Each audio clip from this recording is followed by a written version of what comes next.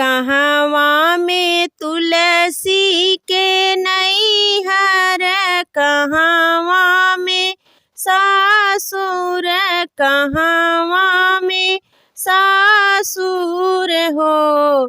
सखी कहवा में तुलसी जनमली, मालिनिया जड़ रोपली हो।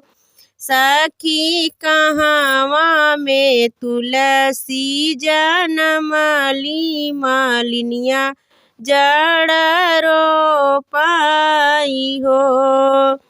गंगा तीरे तुलसी के नैहर, जमुना तीरे सासुर, जमुना तीरे सासुर हो।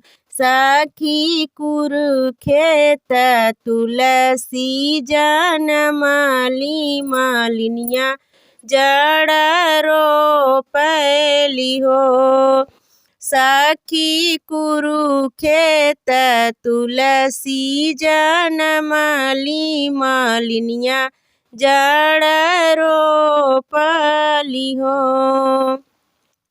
जेठ बैसाख तुलसी सुख गईली, काहे पाते पात झर जालू हो।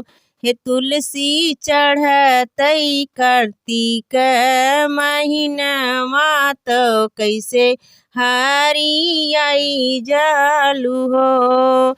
हे तुलसी चढ़तई कार्तिक महीनवा, तो कैसे हरियाई जालू हो। जेठ बैसाख तुलसी सुखी जालू, काहे पात पात झरी जालू हो। हे तुलसी चढ़तई कार्तिक महीनवा, तो कैसे हरियाई जालू हो। हे तुलसी चढ़तई कार्तिक महीनवा, तो कैसे हरियाई जालू हो। हर घड़ी गंगा जी के जलवा, तो छलकी छलकी आवै, छलकी छलकी आवै हो। सखियाँ भगवान आदित्य मल के कृपा, तुलसी जे हरियर भाई हो। सखियाँ भगवान आदित्य मल के कृपा से, पतिया जे हरियर भाई हो। हे सखी तुलसी बिराजै सबके घर माँ, पूजल नैहर सासुर हो।